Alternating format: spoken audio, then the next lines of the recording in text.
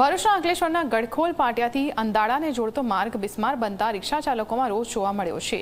રસ્તા પર પડેલા મસમોટા ખાડા અને ગટર માટે કરાયેલા ખોદકામથી વાહન ચાલકો પરેશાન બન્યા છે।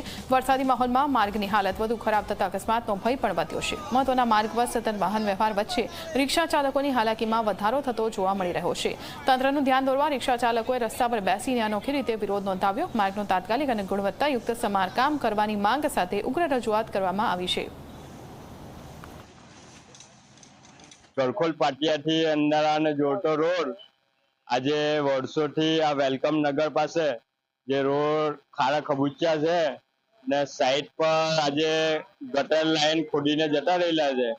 આજે જે જિલ્લામાં લાગતો હોય કે તાલુકામાં જે આ રોડ લાગતો હોય, વહેલી તકે અમારી એક જ માંગ છે કે આરસીસી રોડ બનાવી આપો કે પછી બ્લોક બનાવી આપો।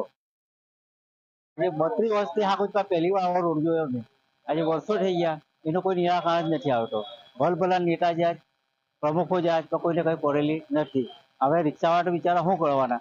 રોજનો ખર્ચો એટલો આવે, એક તો ધંધો થતો નથી ને કોઈ કરવા રાજી નથી। આજે આજુબાજુ ગટર લાઈનો ખોલેલી છે, એનું કોઈ નિરાકરણ નથી। પાણી બી આજકાલ કેટલા દિવસ થયા, પણ એનું કોઈ એ જ નથી, કોઈ જોવા નથી આવતું કે કોઈ કહેવા નથી આવતું। હવે એનું કરવું, રિક્ષાવાળાનું કોઈ ચાલતું નથી, રિક્ષાવાળાનું કોઈ માનતું નથી।